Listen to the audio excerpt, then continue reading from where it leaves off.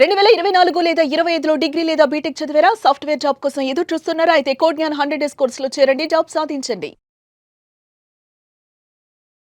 నమస్కారం ప్రియా చౌదరి గారు. నమస్తే అమ్మా. ఇవాళ చిన్నపిల్లలు అంటే తెలియకుండానే మొబైల్లో ఉండేటువంటి కంటెంట్కి అడిక్ట్ అయిపోతూ ఉన్నారు. అండ్ పిల్లలకి అది లేకపోతే పేరెంట్స్కి కూడా ఎదురు తిరిగే పరిస్థితి వచ్చింది. గతంలో మనం ఒక విషయం మాట్లాడుకున్నాం, గుర్తుందో లేదా మీకు? సెల్ ఫోన్లో ఉండేటువంటి గేమ్కి అడిక్షన్ అయిపోయి సెల్ ఫోన్ ఇవ్వలేదని తల్లిని కొట్టాడు, ఇల్లు మొత్తం నాశనం చేశాడు, చంపేశారు కూడా. అబ్బాయి అయితే సిస్టర్ని చంపేశాడు, ఒక అబ్బాయి అయితే మదర్ని చంపేశాడు. వెరీ రీసెంట్ అండి. సెల్ ఫోన్లో ఉండేటువంటి కంటెంట్కి అడిక్ట్ అయిపోయి అబ్బాయి ఆ సెల్ ఫోన్ చూసుకుంటూ ఇది అవుతూ ఉంటే పేలిపోతే పిల్లవాడికి ఇటు కాలేయం దెబ్బ తినేసింది. దాని తర్వాత మెదడుకి చిన్న బాధాకరమైనటువంటి విషయం అంటే అది చాలా తలనొప్పి, తలకు కూడా బలమైన గాయం తగిలింది. చూడండి, ఇక్కడ కొంచెం కాలిపోయి ఉంది. ఆ విజువల్స్ చూస్తే చాలా భయంకరంగా ఉంది. పిల్లలకి పెద్దవాళ్ళు ఏం నేర్పిస్తున్నారు, ఎటువైపు వెళ్తుంది, పేరెంట్స్ కూడా ఏం తెలుసుకోవాల్సినటువంటి అవసరం చాలా ఉంది. నేను ఒక్క విషయం అడుగుతాను, చెప్తారు? ఇప్పుడు మీరు అన్నారుగా, ఆ దృశ్యాలు చూస్తే చాలా భయంకరంగా. అవునండి, జుగుప్సాకరం. ఇప్పుడు మనకి కూడా స్క్రీన్ మీద ఈ దృశ్యాలు చూపించండి, మనం చూద్దాం ఎంతమంది పేరెంట్స్ మారుతారు, ఎంతమందిలో కదలిక వస్తుందో. మారడండి, ఎవరు మారరు, ఎవత్తి మారదు, ఎవడో మారడం. ఎందుకు అనంటే ముందు వీళ్ళకి బుద్ధి లేదు, పేరెంట్స్కి బుద్ధి లేదు. ఎంత బుద్ధి లేదు అనంటే పిల్లల్ని కనీసము ఒళ్ళో చేర్చుకొని లాలించి పాలించడం అనేది ఇప్పుడు ఉన్న జనరేషన్కి లేనే లేదు. ఇంకా చాలా చెప్పాలి అనంటే ఏం మాట్లాడుతున్నారు అనంటే, ఏమంటే అలసిపోతున్నామండి, ఎందుకంటే మేము కూడా జాబ్ చేసి వస్తాము, టైమింగ్స్ లేవు, అది లేదు ఇది లేదు, మేము పిల్లల్ని పెంచట్లేదు అనంటే, నీ మాతృత్వాన్ని నువ్వు చవి చూడలేనటువంటి, నీ బిడ్డని నువ్వు పెంచలేనటువంటి నీ యొక్క కెరీరు ఏం పీకను ఏం చేసుకోను. ఒకటి, అలాంటప్పుడు పిల్లల్ని ఎందుకు కనాలి? పెళ్లి చేసుకున్నామని కంటున్నామా? వాళ్ళకి నీ మాతృత్వం అవసరం లేదా? తండ్రిగా నీ బాధ్యత లేదా? నువ్వు కేరింగ్ తీసుకోవద్దా? తల్లిగా నీ యొక్క స్పర్శ వాడికి వద్దా? ముందు వీళ్ళకి, నిజంగా చెప్తున్న తల్లులకి కూడా అసలు వాళ్ళ వ్యవహారాలన్నీ డిఫరెంట్గా ఉంటాయండి. ఎట్లా అనంటే, అసలు పిల్లల్ని ఎందుకు కన్నారు అనంటే, పెళ్లి చేసుకున్నాం కాబట్టి, సంసారం చేశాం కాబట్టి వాళ్ళు బయటకు వచ్చారు, ఈ ధోరణితో ఉంటున్నారు తప్ప, అరే మా ప్రేమపూర్వకంగా వీళ్ళు రేపొద్దున మా చేతి ఊతము, లేకపోతే మా బ్రతుక్కి ఊతమని ఎవడు ఫీల్ అవ్వడండి. ఎప్పుడు ఫీల్ అవుతాడు చెప్పమంటారా? అదేమంటే వాళ్ళకి సంవత్సరం వచ్చిన, నేను చాలా సందర్భాల్లో చెప్పా, 4 ఏళ్ళ పిల్లాడికి ఐఫోన్, లేటెస్ట్ ఐఫోన్ కొనిచ్చిన మహాతల్లులు ఉన్నారు. ఓకే, ఇవన్నీ ఉంటున్నప్పుడు ఏ తల్లిలోనూ కించితైనా నేను వీడికి వస్తువునిస్తున్నాను, ప్రేమనివ్వడం లేదు అనేటటువంటి ఆలోచన ఏ తల్లికి ఉంది చెప్పండి కదండి? మీరు ఇస్తున్నది ఖరీదైనటువంటి వస్తువులు తప్ప మీ స్పర్శని కాదు. వాడు మీ పట్ల ప్రేమని చూపించేది మీ ప్రేమపూర్వకమైనటువంటి స్పర్శ వాడికి తగిలిన రోజే.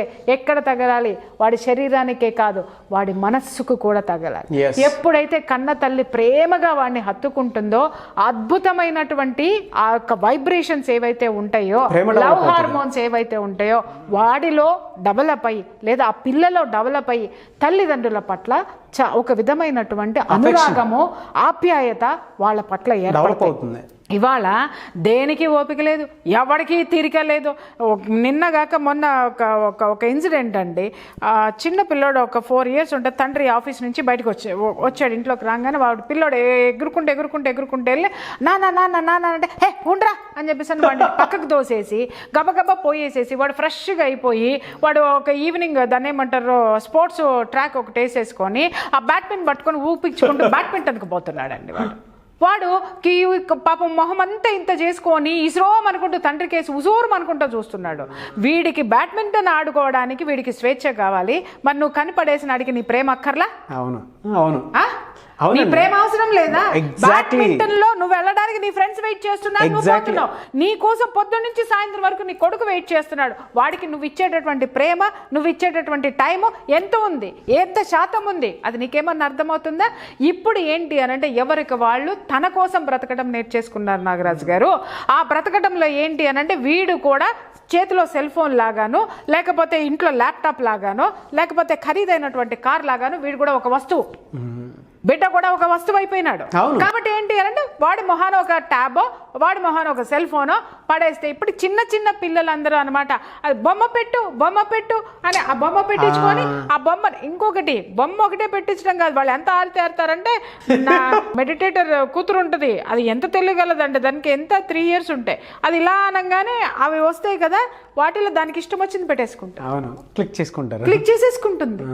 నాకు అది చూస్తే ఓ పక్క నవ్వు వస్తుంది, ఇంకో పక్క కోపం వస్తుంది. వాళ్ళ నాన్న చాలా దూరంగా పెంచుతాడు, చాలా వీటన్నిటికీ, కానీ దానికి ఎలా తెలిసింది కదా, ఇట్లా తెలిసింది.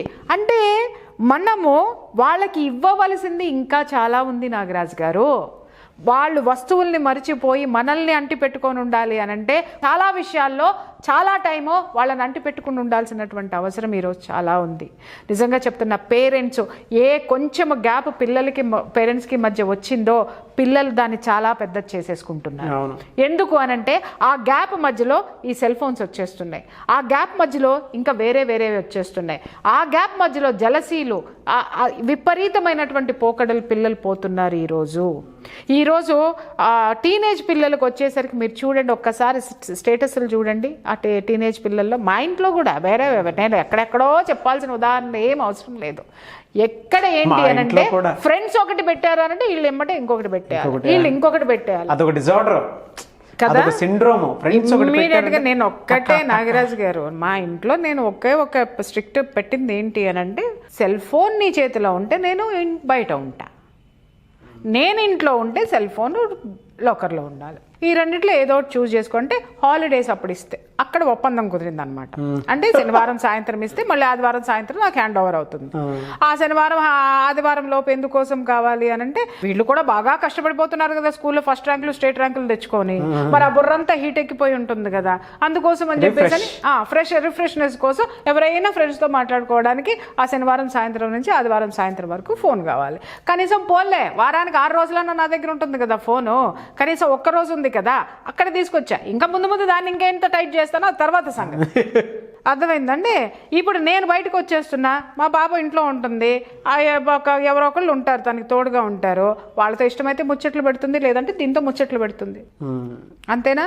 వాళ్ళకి యాటిట్యూడ్ ఎక్కడిస్తున్నాం మనం, ఏమిస్తున్నాం? ఇవాళ పిల్లల్ని చాలా బిజీ చేయాల్సినటువంటి అవసరం ఉంది. ఎంత బిజీ చేయాలి అని అంటే సెల్ ఫోన్ ముట్టుకోవడానికి కూడా ఓపిక లేనంత, టైం లేనంత బిజీ చేయాల్సినటువంటి ఎన్ని యాక్టివిటీస్ ఉన్నాయండి బయట. చక్కగా వాళ్ళకి డాన్సులు నేర్పించవచ్చు, చక్కగా వాళ్ళకి భగవద్గీతలు నేర్పించవచ్చు, లేదంటే ఏదైనా స్పోర్ట్స్లో వాళ్ళని ఎక్స్పర్ట్స్ని చేయొచ్చు, లేదు అని అంటే వాళ్ళకి ఏదైనా సబ్జెక్ట్ అవసరమైతే చేయొచ్చు. ఎన్ని యాటిట్యూడ్స్ ఉన్నాయండి బాబు. ఒక్క సెల్ ఫోనే ఏడ్చిందా అండి కొంపలో? లేదు. ఎందుకు?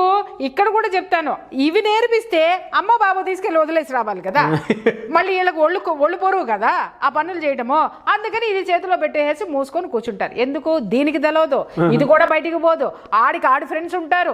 ఈ అమ్మకి ఇట్టి పార్టీలు, పొట్టి పార్టీలు, షెడ్డీ పార్టీలు, ఈ పిల్ల ఈ అమ్మకుండే ఈ అమ్మకుంటాయి. నేను అందరినీ అనట్లేదమ్మా, మళ్ళీ కింద కామెంట్ బాక్స్ లో దాని మీద కూడా అదే, నేను అందరినీ అనట్లేదమ్మా, వీటికి మాత్రమే నేను చెప్తున్నా. అన్నకపోయినా ఒకటి మాత్రం అంటే చిన్న పిల్లల విషయంలో నిజంగా కేర్ తీసుకోవాల్సినటువంటి అవసరం చాలా ఉంది, మనం చెప్పాల్సినటువంటి అవసరం చాలా ఉంది. తిట్టుకున్నా పర్లేదండి, ఇట్లాంటి విషయాలు చెప్పాలి. ఒక్కటే విషయం అండి, మా అమ్మాయి నిట్టనిలుగా ఒక్కటే మాట మాట్లాడుతుంది, నువ్వు నాకు ఇదిగో ఈ పనులు చెయ్యమ్మా, నేను సెల్ ఫోన్ ముట్టుకోను. ఏంటి ఆ పనులు? నువ్వు ఇంట్లో అరవద్దు, నన్ను బయట చిరాకులన్నీ తీసుకొచ్చి ఇంట్లో అరవద్దు. మెయిన్ ఫస్ట్ ట్యాగ్ అదే ఉంటుంది, ఫస్ట్ హెడ్లైన్ అనమాట. రెండోది ఏముంటది? నన్ను ఎక్కడికన్నా తీసుకొని వెళ్ళు. చిన్నప్పటి నుంచి ఎన్నిసార్లు తీసుకొని వెళ్ళావు నువ్వు కానీ నాన్న కానీ, నన్ను తీసుకెళ్ళండి బయటికి, ఓకే, నాతో స్పెండ్ చేయండి. మూడో లైన్ ఏముంటుంది అక్కడ?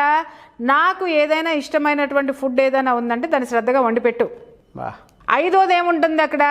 నేను నిద్రపోతున్నప్పుడు అటు నువ్వు, అటు నాన్న, ఇటు నువ్వు నాకు మధ్యలో ఉండాలి, నేను మధ్యలో ఉండాలి. ఉన్నప్పుడు నేను నిద్రపోయేంత వరకు నాకు కబుర్లు చెప్పండి. ఇవన్నీ ఉండండి, నేను సెల్ ఫోన్ నాకెందుకు? ఇప్పుడు ఎవరిని చెప్పుతో ఎవరిని కొట్టుకోవాలా? అవును, ఆయన చెప్పుతో నన్ను, నా చెప్పుతో ఆయన్ని, లేదా ఎవరి చెప్పులతో వాళ్ళని. ఎందుకనంటే మేము బిజీ పీపుల్ కదా, మాకు టైం లేదు కదా, మేము దేశం మొత్తాన్ని ఉద్ధరిస్తాం కదా. కానీ ఇంట్లో ఉన్న పిల్లకి ఏం కావాలో అడిగేటటువంటి టైం లేనటువంటి దౌర్భాగ్యమైనటువంటి పరిస్థితుల్లో తల్లిదండ్రులు ఉంటున్నాం. ఎగ్జాక్ట్లీ అండి, చాలా మందికి తెలియాలి. ఎవరు కోపగించుకున్నా ఎవరు తీసుకున్నా కూడా భర్త కష్టపడే ఇంట్లో అమ్మ ఉద్యోగం నాలాగా ఉద్యోగం చేయకుండా చక్కగా హాయిగా ఇంట్లో ఉన్న అమ్మను ఒకవేళ అడిగామనుకో, అమ్మ నువ్వు ఇంట్లోనే ఉన్నావు కదే, చూసుకోవచ్చు కదే, మాలాంటి బతుకులంటే రోడ్డు మీద పడిపోయినాయి, పెట్టేసుకున్నాము, మాకు కుదరట్లేదు, ఏదన్నా చేయట్లేదు, ఏదో ఒకటి చేసుకుంటున్నానంటే మీకేం తెలుసండి నాకు ఎంత టెన్షను, అసలు నా మైండ్లో ఉన్న టెన్షన్. ఏం టెన్షన్ అమ్మా అనంటే ఆ అప్ప మొగుడు అత్తకి ఎన్ని ఫోనులు చేస్తున్నాడో, వాళ్ళ అమ్మకి ఎన్ని ఫోనులు చేస్తున్నాడు, వాళ్ళ అక్కతో ఎన్నిసార్లు మాట్లాడుతున్నాడు, ఏ గర్ల్ ఫ్రెండ్తో మాట్లాడుతున్నాడు, ఎక్కడికి వెళ్తున్నాడు, వాడు ఎన్ని పెగ్గులు వేసాడు, వాడు ఏం చేస్తున్నాడు, వాడు ఆఫీస్లో ఏమవుతున్నాడు, ఈ చోటల్లో ఈ అమ్మ చాలా బిజీ ఉంటుందండి నాకంటే కూడా. ఇంకా నేను కనీసం ఇంకొకరు బతుకుని బాగు చేద్దామనన్నా ఇక్కడ కూర్చుంటున్నా, లేకపోతే నాకు నాకు ఏదన్నా ఒక మంచి చెప్దామనన్నా ఇక్కడ కూర్చుంటే, ఇక్కడ ఈ అమ్మకి విపరీతమైన డిప్రెషను, విపరీతమైన యాంగ్జైటీలు, విపరీతమైనటువంటి టైం ఉండదు. ఎందుకు ఉండదు అని అంటే టెన్షన్లు అండి. ఏం చేయాలో అర్థం కాదు. ఏ టెన్షన్లో అని అంటే మొగుడు ఎక్కడ పోతున్నాడో తెలియట్లా, అత్తగారికి ఎంత ఇస్తున్నాడో తెలియట్లేదు, ఆడపడుతుతో ఏం మాట్లాడుతున్నాడో తెలియట్లేదు, గర్ల్ ఫ్రెండ్ ఎంతమందిని వేసుకుంటున్నాడో తెలియట్లేదు. ఈవిడ ఎనర్జీ మొత్తాన్ని మొగుడికి కాపలా కోసం పెట్టి అటు మొగుడు ప్రేమ ఉండదు, ఇటు పిల్లలకి ప్రేమ పంచదు, అటు రాదు ఇటు ఇవ్వదు. ఇది పరిస్థితి ఈరోజు. ఒక్కసారి క్వశ్చన్ చేసుకోండి, పిల్లలు మన ప్రేమకి ప్రతిరూపాలు. నాగరాజు గారు. అవునండి. Thank you so much Priya Chowdary గారు. Thank you.